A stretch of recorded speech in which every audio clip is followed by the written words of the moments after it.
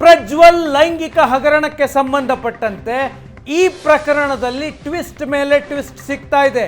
ನಿನ್ನೆ ಬಿಜೆಪಿ ಮುಖಂಡ ಮತ್ತು ವಕೀಲ ಪ್ರೆಸ್ ಮೀಟ್ ಮಾಡಿ ಈ ಇಡೀ ಕೇಸ್ನ ಹಿಂದೆ ಡಿ.ಕೆ. ಶಿವಕುಮಾರ್ ಕೈವಾಡ ಇದೆ, ವಿಡಿಯೋ ವೈರಲ್ ಹಿಂದೆ ಅಂತ ಗಂಭೀರವಾದಂತಹ ಆರೋಪ ಮಾಡಿದ್ರು. ಅದಕ್ಕೆ ಪೂರಕವಾಗಿ ಕೆಲವು ಆಡಿಯೋಗಳನ್ನು ಬಿಡುಗಡೆ ಮಾಡಿದ್ರು. ಇವತ್ತು ಎಚ್.ಡಿ. ಕುಮಾರಸ್ವಾಮಿ ಈ ಪ್ರಕರಣಕ್ಕೆ ಸಂಬಂಧಪಟ್ಟಂತೆ ಪ್ರೆಸ್ ಮೀಟ್ ಮಾಡಿದ್ದಾರೆ. ಪ್ರಜ್ವಲ್ ಅಶ್ಲೀಲ ವಿಡಿಯೋ ವೈರಲ್ ಹಿಂದೆ ಡಿ.ಕೆ. ಶಿವಕುಮಾರ್ ಕೈವಾಡ ಇದೆ ಅಂತ ನೇರವಾದ ಆರೋಪ ಮಾಡಿದ್ದಾರೆ ಮಾಜಿ CM Kumaraswamy. Prajwal video viral ಹಿಂದೆ ಡಿ.ಕೆ.ಶಿ ಕೈವಾಡ ಅಂತ ಎಚ್.ಡಿ. ಕುಮಾರಸ್ವಾಮಿ ಆರೋಪ ಮಾಡ್ತಿದ್ದಾರೆ. ಯಾವ ವಿಡಿಯೋ ವೈರಲ್ ಆಗಬೇಕು, ಯಾವ ವಿಡಿಯೋ ರಿಲೀಸ್ ಆಗಬೇಕು ಅಂತ ಟಿಕ್ ಮಾರ್ಕ್ ಹಾಕಿಕೊಟ್ಟಿದ್ದು ಸುರ್ಜೇವಾಲಾ. ಈ ಸುರ್ಜೇವಾಲಾ ಇವತ್ತು ಬಂದು ಮಹಿಳೆಯರಿಗೆ ರಕ್ಷಣೆ ಕೊಡಿ, ಪರಿಹಾರ ಕೊಡಿ ಅಂತ ಹೇಳ್ತಿದ್ದಾರೆ ಅಂತ ಕುಮಾರಸ್ವಾಮಿ ಗಂಭೀರ ಆರೋಪ ಮಾಡಿದ್ದಾರೆ. ಸಂತ್ರಸ್ತೆಯರಿಗೆ ದುಡ್ಡು ಕೊಟ್ಟು ದೂರು ಕೊಡಿಸ್ತಾ ಇದ್ದಾರೆ ಅಂತ ಕುಮಾರಸ್ವಾಮಿ ನೇರವಾದ ಆರೋಪ ಮಾಡಿದ್ದಾರೆ. ನಿನ್ನೆ ದೇವರಾಜೇಗೌಡರು ಮಾಡಿದ ಆರೋಪದ ಮುಂದುವರಿದ ಭಾಗ ಇದು. ಸಂತ್ರಸ್ತೆಯರಿಗೆ ದುಡ್ಡು ಕೊಟ್ಟು ದೂರು ಕೊಡಿಸ್ತಾ ಇದ್ದಾರೆ ಅಂತ ಕುಮಾರಸ್ವಾಮಿ ಆರೋಪ ಮಾಡ್ತಾ ಇದ್ದಾರೆ. ಹೆಣ್ಣು ಮಕ್ಕಳ ಮಾನ ಹರಾಜು ಮಾಡುವಲ್ಲಿ ಡಿ.ಕೆ.ಶಿ ಷಡ್ಯಂತ್ರ.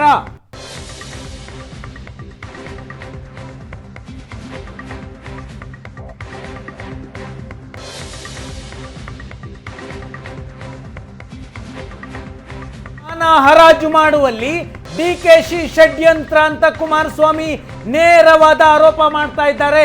ಅಶ್ಲೀಲ ವಿಡಿಯೋ ವೈರಲ್ ಹಿಂದೆ ಡಿ.ಕೆ. ಶಿವಕುಮಾರ್ ಕೈವಾಡ ಅಂತ ನೇರವಾದಂತಹ ಆರೋಪ ಇದು.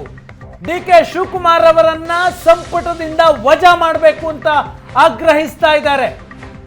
ಡಿ.ಕೆ. ಶಿವಕುಮಾರ್ ಅವರನ್ನ ಸಂಪುಟದಿಂದ ಸಿದ್ದರಾಮಯ್ಯನವರು ವಜಾ ಮಾಡಬೇಕು ಅಂತ ಎಚ್.ಡಿ. ಕುಮಾರಸ್ವಾಮಿ ಆಗ್ರಹಿಸ್ತಾ ಇದ್ದಾರೆ. ಇಡೀ ಪ್ರಕರಣದಲ್ಲಿ ಡಿ.ಕೆ. ಶಿವಕುಮಾರ್ ಕೈವಾಡ ಇದೆ, ಇದು ಕುಮಾರಸ್ವಾಮಿ ಅವರ ಆರೋಪ. ಸಿಬಿಐ ತನಿಖೆಗೆ ಕೊಡಿ ಅಂತ ಆಗ್ರಹಿಸ್ತಾ ಇದ್ದಾರೆ ಕುಮಾರಸ್ವಾಮಿ. ಪ್ರಜ್ವಲ್ ಲೈಂಗಿಕ ಹಗರಣದ ಕೇಸನ್ನ ಸಿಬಿಐ ತನಿಖೆಗೆ ಕೊಡಬೇಕು ಅಂತ ಆಗ್ರಹಿಸ್ತಾ ಇದ್ದಾರೆ ಕುಮಾರಸ್ವಾಮಿ. ಎಸ್ಐಟಿ ಅಂದ್ರೆ ಸಿದ್ದರಾಮಯ್ಯ ಇನ್ವೆಸ್ಟಿಗೇಷನ್ ಟೀಮ್ ಆಗಿದೆ, ಎಸ್ಐಟಿ ಅಂದ್ರೆ ಶಿವಕುಮಾರ್ ಇನ್ವೆಸ್ಟಿಗೇಷನ್ ಟೀಮ್ ಆಗಿದೆ. ಹಾಗಾಗಿ ಸಮರ್ಪಕ ತನಿಖೆ ಎಸ್ಐಟಿಯಿಂದ ನಡೆಯೋದಿಲ್ಲ, ಸಿಬಿಐ ತನಿಖೆ ಆಗಬೇಕು ಅಂತ ಕುಮಾರಸ್ವಾಮಿ ಆಗ್ರಹಿಸ್ತಾ ಇದ್ದಾರೆ. ಎಸ್ಐಟಿ ಅಧಿಕಾರಿಗಳು ಸಿಎಂ ಡಿ.ಸಿ.ಎಂ ಹೇಳಿದಂತೆ ಕೆಲಸ ಮಾಡ್ತಾ ಇದ್ದಾರೆ, ಸಿಎಂ ಡಿ.ಸಿ.ಎಂ ಏಜೆಂಟರ ರೀತಿ ಕೆಲಸ ಮಾಡ್ತಾ ಇದ್ದಾರೆ. ಯಾವ ರೀತಿ ತನಿಖೆ ಮಾಡಬೇಕು ಅಂತ ಸಿಎಂ ಸಿದ್ದರಾಮಯ್ಯ ಮತ್ತೆ ಡಿ.ಸಿ.ಎಂ ಡಿ.ಕೆ. ಶಿವಕುಮಾರ್ ಸೂಚನೆ ಕೊಡ್ತಾ ಇದ್ದಾರೆ ಎಸ್ಐಟಿಗೆ ಅಂತ ಎಚ್.ಡಿ. ಕುಮಾರಸ್ವಾಮಿ ಗಂಭೀರ ಆರೋಪ ಮಾಡಿದ್ದಾರೆ. ಪಾಪ ಸುರ್ಜೇವಾಲಾ ಮೊನ್ನೆ ಬೆಳಗಾವಿಲಿ ಹೇಳಿಕೆ, ಆ ಕಡೆ ಡೆಪ್ಟಿ ಸಿ.ಎಮ್ಮು, ಈ ಕಡೆ ಸಿ.ಎಮ್ಮು, ಸಂತ್ರಸ್ತ ಮಹಿಳೆಯರಿಗೆ ಪಕ್ಷದಿಂದ ಅದಂತೂ ಆರ್ಥಿಕ ನೆರವು ಕೊಡ್ತಾರಂತೆ. ಕೂತ್ಕೊಂಡು ಟಿಕ್ ಮಾಡಿದ್ದು ಯಾರು ಸುರ್ಜೇವಾಲಾ, ಯಾರ್ಯಾರು ಫೋಟೋ ಬಿಡಬೇಕು ಅಂತ.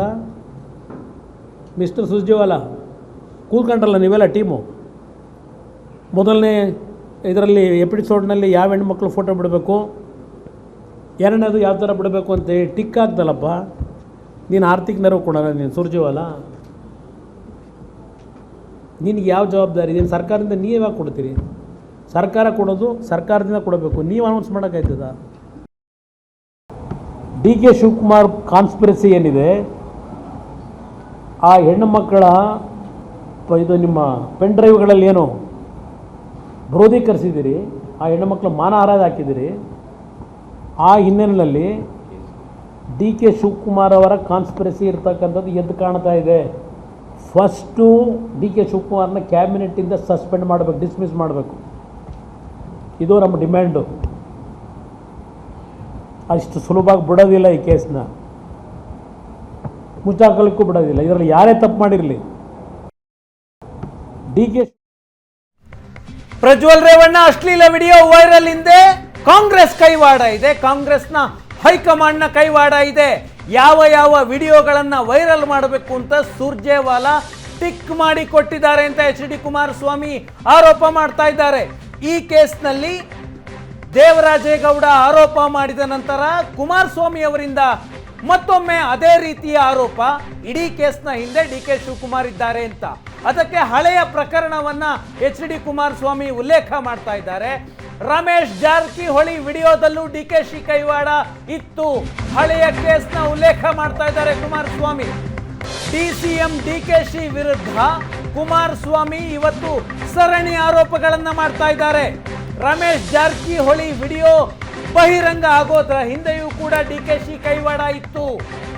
ರಮೇಶ್ ಜಾರಕಿಹೊಳಿ ಪ್ರಕರಣದಲ್ಲಿ 30 ರಿಂದ 40 ಕೋಟಿ ಖರ್ಚಾಗಿದೆ.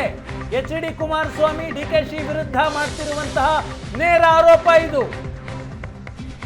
30-40 ಕೋಟಿ ಈ ಕೇಸ್ನಲ್ಲಿ ಖರ್ಚಾಗಿದೆ ಅಂದಿರುವ ಆಡಿಯೋ ನನ್ನ ಹತ್ರ ಇದೆ. ದೇವೇಗೌಡರ ಕುಟುಂಬವನ್ನ ಮುಗಿಸ್ತೀನಿ ಅಂತ ಇದ್ದೀರಾ. ಅಷ್ಟು ಸುಲಭವಾಗಿ ಗೌಡರ ಕುಟುಂಬ ಮುಗಿಸಲು ಸಾಧ್ಯ ಇಲ್ಲ. ಡಿ ಕೆ ಶಿವಕುಮಾರ್ ವಿರುದ್ಧ ಎಚ್ ಡಿ ಕುಮಾರಸ್ವಾಮಿ ಅವರ ಆರೋಪ ಇದು. ರಮೇಶ್ ಜಾರಕಿಹೊಳಿ ಅಶ್ಲೀಲ ವಿಡಿಯೋಗೆ 30 ರಿಂದ 40 ಕೋಟಿ ಖರ್ಚಾಗಿದೆ ಅಂತ ಡಿ ಕೆ ಶಿವಕುಮಾರ್ ವಿರುದ್ಧ ಕುಮಾರಸ್ವಾಮಿ ಆರೋಪ ಮಾಡ್ತಾ ಇದ್ದಾರೆ. ದೇವೇಗೌಡರ ಕುಟುಂಬನ JDS ಪಕ್ಷವನ್ನು ಸರ್ವನಾಶ ಮಾಡೋಕ್ಕೆ ಎಲ್ಲ ಸಿದ್ಧತೆ ಮಾಡ್ಕೊಂಡ್ಬಿಟ್ಟಿದ್ದೀವಿ. ಎಲ್ಲ ಹೋಗಿದೆ, ಹೆದರಬೇಡ,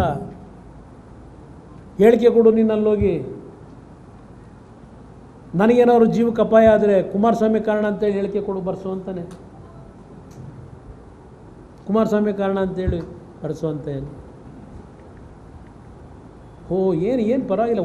ಇಲ್ಲೇನಂತದ್ದು ನಿಮ್ಮ ಸೆಕ್ಷನ್ಗಳು ಬೇಲೇಬಲ್ ಸೆಕ್ಷನ್ನು ಅಂತ ಹೇಳಿದ್ರೆ ಬಿಡಪ್ಪ ಅವೆಲ್ಲ ಏನು ತೊಂದರೆ ಇಲ್ಲ, ನಾನು ಅದಕ್ಕೆ ಎಲ್ಲ ರೆಡಿ ಮಾಡಿ ಈಗಾಗಲೇ ಏನೇನು ಕೊಡಿಸ್ಬೇಕೋ ಕೊಡಿಸಿದ್ದೀನಿ.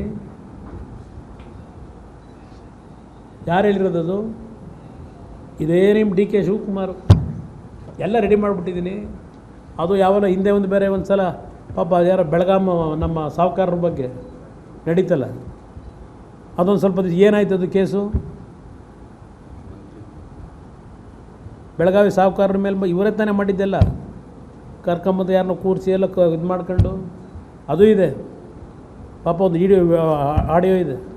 30-40 ಕೋಟಿ ಖರ್ಚು ಮಾಡಿದ್ದೀನಿ ಆ ಕೇಸಲ್ಲಿ. ಆ ಆಡಿಯೋನೂ ಇದೆ. ಬೆಳಗಾವಿ ಸಾಹುಕಾರನ ಟ್ರ್ಯಾಪ್ ಮಾಡಿರೋದು.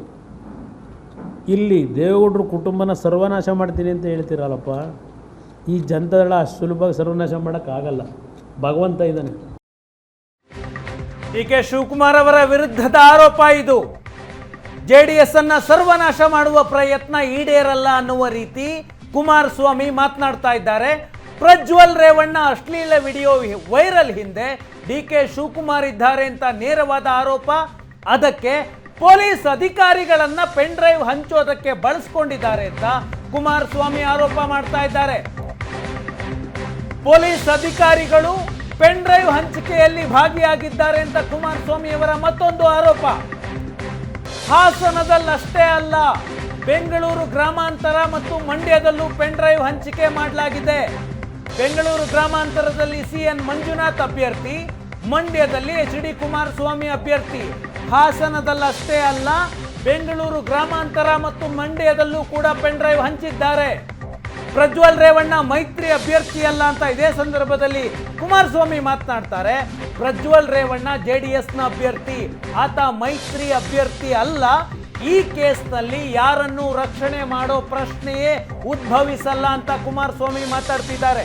ಅಂದ್ರೆ JDS ಅನ್ನ ಟಾರ್ಗೆಟ್ ಮಾಡುವ ದೃಷ್ಟಿಯಿಂದ ಪೆನ್ ಡ್ರೈವ್ಗಳನ್ನ ಹಾಸನ, ಮಂಡ್ಯ ಮತ್ತು ಬೆಂಗಳೂರು ಗ್ರಾಮಾಂತರದಲ್ಲಿ ಕಾಂಗ್ರೆಸ್ನ ನಾಯಕರು ಹಂಚಿಕೆ ಮಾಡಿದ್ದಾರೆ. ಅದಕ್ಕೆ ಪೊಲೀಸ್ ಅಧಿಕಾರಿಗಳನ್ನ ಬಳಸಿಕೊಂಡಿದ್ದಾರೆ ಅಂತ ಕುಮಾರಸ್ವಾಮಿ ಆರೋಪ ಮಾಡ್ತಾ ಇದ್ದಾರೆ. ಪೆನ್ ಡ್ರೈವ್ನ ಸರ್ಕ್ಯುಲೇಷನ್ ಮಂಡ್ಯದಲ್ಲಿ ಮಾಡಿದ್ದಾರೆ. ಅದು ಪೊಲೀಸ್ ಅಧಿಕಾರಿಗಳನ್ನ ಇಟ್ಕೊಂಡೇ ಮಾಡಿದ್ದಾರೆ. ಪೆನ್ ಡ್ರೈವ್ನ ಸರ್ಕ್ಯುಲೇಷನ್ನು ಪೊಲೀಸ್ ಅಧಿಕಾರಿಗಳನ್ನ ಇಟ್ಕೊಂಡು ಮಾಡಿದ್ರು, ಹೆದರಿಸಿ ಅವರಿಗೆ ಮಾಡಲೇಬೇಕು ಅಂತ. ಬೆಂಗಳೂರು ಗ್ರಾಮಾಂತರದಲ್ಲಿ ಮಾಡಿದ್ದಾರೆ ಈ ಪೆನ್ ಡ್ರೈವ್ನ ರಿಲೀಸು. ಇದು 21ನೇ ತಾರೀಕು ಆಗಿರತಕ್ಕಂಥ ಬೆಳವಣಿಗೆ. 22ನೇ ತಾರೀಕು ಹಾಸನದ JDS ಪಕ್ಷದ ಅಭ್ಯರ್ಥಿ, ನಾನು BJP ಮೈತ್ರಿ ಅಂತ ಹೇಳಲ್ಲ, ಈಗ ಹಾಸನದ JDS ಅಭ್ಯರ್ಥಿಯ ಎಲೆಕ್ಷನ್ ಏಜೆಂಟ್ ಇದ್ದಾನೆ ಪ್ರಜ್ವಲ್ ಪೂರ್ಣಚಂದ್ರ ಅಂತ ಹೇಳಿ ಏಜೆಂಟ್ ಏನಿದ್ರು 22ನೇ ತಾರೀಕು ಹಾಸನದ ಜಿಲ್ಲಾಧಿಕಾರಿಗಳಿಗೆ ಅವೆಲ್ಲ ಮತ್ತೆ ಮಿಕ್ಸ್ ಮಾಡ್ಕೊಳ್ಳೋದು ಹಾಸನದ ಜಿಲ್ಲಾಧಿಕಾರಿಗಳಿಗೆ ಒಂದು ಕಂಪ್ಲೇಂಟ್ ಕೊಟ್ಟರು. ಹಾಸನದ ಜಿಲ್ಲಾಧಿಕಾರಿಗೆ ಅಲ್ಲಿಂದ ಜಿಲ್ಲಾಧಿಕಾರಿಗೂ ಸಹ ಕೊಟ್ಟಿದ್ದಾರೆ, ರಿಟರ್ನಿಂಗ್ ಆಫೀಸರು ಅವ್ರಿಗೂ ಸಹ ಒಂದು ಕಂಪ್ಲೇಂಟ್ ಕೊಟ್ಟಿದ್ದಾರೆ, ಜಿಲ್ಲಾಧಿಕಾರಿ ಮತ್ತು ಪೊಲೀಸ್ ಅಧಿಕಾರಿಗೆ. ಪೆನ್ ಡ್ರೈವ್ನ ಪ್ರಜ್ವಲ್ ರೇವಣ್ಣ ಅಶ್ಲೀಲ ವಿಡಿಯೋಗಳಿಗೆ ಸಂಬಂಧಪಟ್ಟಂತೆ SIT ತನಿಖೆ ಮಾಡ್ತಾ ಇದ್ರೆ, SIT ಅಂದ್ರೆ ಸ್ಪೆಷಲ್ ಇನ್ವೆಸ್ಟಿಗೇಷನ್ ಟೀಮ್ ಅಲ್ಲ, SIT ಅಂದ್ರೆ ಸಿದ್ದರಾಮಯ್ಯ ಇನ್ವೆಸ್ಟಿಗೇಷನ್ ಟೀಮ್. ಇದು ಕುಮಾರಸ್ವಾಮಿ ಅವರ ಆರೋಪ. SIT ಅಂದ್ರೆ ಸಿದ್ದರಾಮಯ್ಯ ಇನ್ವೆಸ್ಟಿಗೇಷನ್ ಟೀಮ್, SIT ಅಂದ್ರೆ ಶಿವಕುಮಾರ್ ಇನ್ವೆಸ್ಟಿಗೇಷನ್ ಟೀಮ್. ಕುಮಾರಸ್ವಾಮಿ ಆರೋಪ ಮಾಡ್ತಾ ಇದ್ದಾರೆ, ರೇವಣ್ಣನ ಪರ ವಹಿಸಿಕೊಂಡು ನಾನು ಮಾತನಾಡಲ್ಲ, ಈ ಕೇಸ್ನಲ್ಲಿ ಇರುವ ಷಡ್ಯಂತ್ರದ ಬಗ್ಗೆ ಮಾತನಾಡ್ತೀನಿ ಅಂತ HD ಕುಮಾರಸ್ವಾಮಿ, DK ಶಿವಕುಮಾರ್ ಮತ್ತು ಸಿದ್ದರಾಮಯ್ಯ ವಿರುದ್ಧ ಮಾತಾಡ್ತಾ ಇದ್ದಾರೆ. ಪ್ರಜ್ವಲ್ ರೇವಣ್ಣ ಅಶ್ಲೀಲ ವಿಡಿಯೋ ವೈರಲ್ ಆಗಿದ್ದ ಹೆಂಗೆ, ಯಾರಿಂದ ವೈರಲ್ ಆಯ್ತು? DK ಶಿವಕುಮಾರೇ ಇದಕ್ಕೆ ಕಾರಣ ಅಂತ ಕುಮಾರಸ್ವಾಮಿ ಆರೋಪ. ಸಂತ್ರಸ್ತೆಯರಿಗೆ ರಕ್ಷಣೆ ನೀಡೋ ಬದಲು ಸರ್ಕಾರ ಪ್ರಚಾರ ಬಯಸ್ತಾ ಇದೆ. ಸಿದ್ದರಾಮಯ್ಯ ಸರ್ಕಾರದ ವಿರುದ್ಧ ಕುಮಾರಸ್ವಾಮಿ ವಾಗ್ದಾಳಿ ಮಾಡ್ತಾ ಇದ್ದಾರೆ. ನಾನು SIT ಕೊಟ್ಟಾಗ ಬ್ರದರ್, ಇದು ಸ್ಪೆಷಲ್ ಇನ್ವೆಸ್ಟಿಗೇಷನ್ ಟೀಮ್ ಅಂತಕ್ಕಂಥದ್ದು ನನ್ನ ತಲೆ ಒಳಗೆ SIT ಕೊಟ್ಟಾಗ ನಾನು ಅಂದ್ಕೊಂಡಿದ್ದು ಭಾಳ ಪಾರದರ್ಶಕವಾಗಿ ತನಿಖೆ ನಡೀಬೋದು ಅಂತ. ಆಮೇಲೆ ನನಗೆ ಗೊತ್ತಾಗಿದ್ದು ಇದು ಸ್ಪೆಷಲ್ ಇನ್ವೆಸ್ಟಿಗೇಷನ್ ಟೀಮ್ ಅಲ್ಲ, ಇದು ಒಂದು ಟೀಮು ಸಿದ್ದರಾಮಯ್ಯ ಇನ್ವೆಸ್ಟಿಗೇಷನ್ ಟೀಮು ಅಂತ ಒಂದು, ಮತ್ತೊಂದು ಶಿವಕುಮಾರ್ ಇನ್ವೆಸ್ಟಿಗೇಷನ್ ಟೀಮ್ ಅಂತ ಇನ್ನೊಂದು. HD ಕುಮಾರಸ್ವಾಮಿ ಇದುವರೆಗೆ ಮಾಡಿದ ಆರೋಪಗಳೆಲ್ಲವೂ ಪೊಲಿಟಿಕಲ್ ಫೈಟ್ದು. ಈಗ ಈ ಕೇಸ್ನ ಬಗ್ಗೆ ಮಾತನಾಡ್ತಾ ಇದ್ದಾರೆ. ಅತ್ಯಾಚಾರ ಆರೋಪ ಮಾಡಿರೋ ಮಹಿಳೆ ಪ್ರಜ್ವಲ್ ರೇವಣ್ಣ ಚುನಾವಣಾ ಪ್ರಚಾರ ಮಾಡಿದ್ದಾರೆ. ಇದು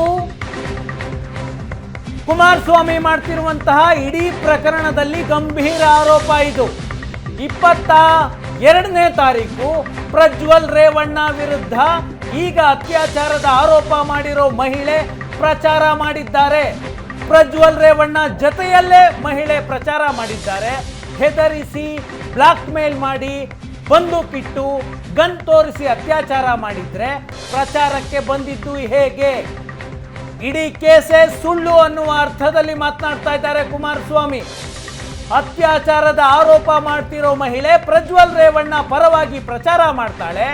ಆಕೆಯನ್ನ ರಿವಾಲ್ವರ್ ತೋರಿಸಿ ಅತ್ಯಾಚಾರ ಮಾಡಿದ್ದೇ ಆದ್ರೆ ಆಕೆ ಪ್ರಜ್ವಲ್ ರೇವಣ್ಣ ಪರ ಪ್ರಚಾರಕ್ಕೆ ಬಂದಿದ್ದು ಯಾಕೆ? ಕುಮಾರಸ್ವಾಮಿ ಪ್ರಶ್ನೆ ಮಾಡ್ತಾ ಇದ್ದಾರೆ. ಕಿಡ್ನಾಪ್ ದೂರು ಕೊಟ್ಟಿರುವಂತಹ ಮಹಿಳೆಯನ್ನ ಬೆದರಿಸ್ತಾ ಇದ್ದಾರೆ ಅನ್ನುವ ಆರೋಪ. ಕಿಡ್ನಾಪ್ ದೂರು ಕೊಟ್ಟ ಮಹಿಳೆ ಜಡ್ಜ್ ಮುಂದೆ ಇದುವರೆಗೆ ಯಾಕೆ ಆಕೆಯನ್ನ ಹಾಜರುಪಡಿಸಿಲ್ಲ ಅಂತ ಪ್ರಶ್ನೆ ಮಾಡ್ತಾ ಇದ್ದಾರೆ. ಎಲ್ಲರಿಂದನೂ 164 ಸ್ಟೇಟ್ಮೆಂಟ್ ಮಾಡಿಸ್ತೀನಿ ಅಂತಿದ್ದೀರಿ, ಜಡ್ಜ್ ಮುಂದೆ ಕಿಡ್ನಾಪ್ ಆದ ಮಹಿಳೆಯನ್ನ ಯಾಕೆ ಪ್ರೊಡ್ಯೂಸ್ ಮಾಡಿಲ್ಲ? ರೇವಣ್ಣ ವಿರುದ್ಧ ಕಿಡ್ನಾಪ್ ದೂರು ಕೊಡಿಸಲಾಗಿದೆ. ರೇವಣ್ಣನವರನ್ನ ಟಾರ್ಗೆಟ್ ಮಾಡೋದಕ್ಕೆ ಅವರ ವಿರುದ್ಧ ದೂರು ಕೊಡಿಸಲಾಗಿದೆ ಅಂತ ಕುಮಾರಸ್ವಾಮಿ ಮಾತನಾಡ್ತಾ ಇದ್ದಾರೆ. ರೇವಣ್ಣ ಅರೆಸ್ಟ್ ಆದಮೇಲೆ ಈ ಪ್ರಕರಣದ ಬಗ್ಗೆ ಕುಮಾರಸ್ವಾಮಿ ಮಾತನಾಡ್ತಿರೋದು ಇದೇ ಮೊದಲ ಬಾರಿಗೆ. 3-4 ದಿನಗಳಿಂದ ಕುಮಾರಸ್ವಾಮಿ ಈ ವಿಷಯವಾಗಿ ಮಾತನಾಡ್ತಾ ಇರಲಿಲ್ಲ.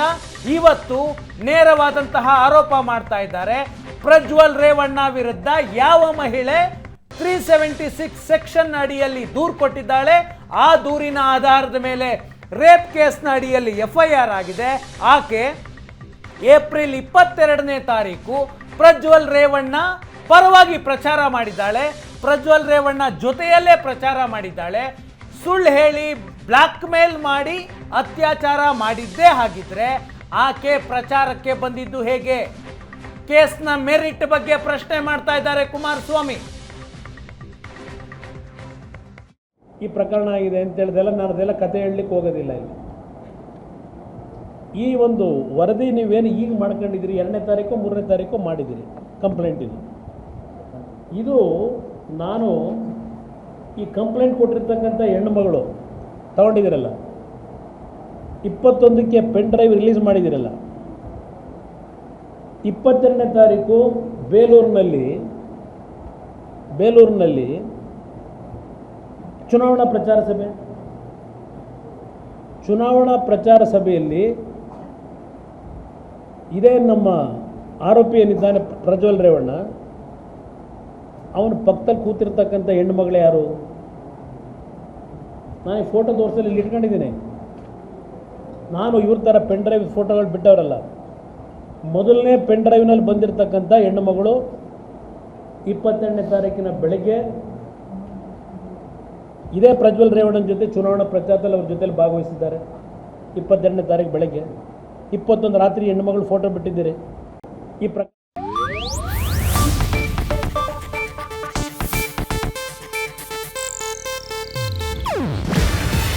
ಇದು ಏಷ್ಯಾನೆಟ್ ನ್ಯೂಸ್ ನೆಟ್ವರ್ಕ್ ಪ್ರಸ್ತುತಿ.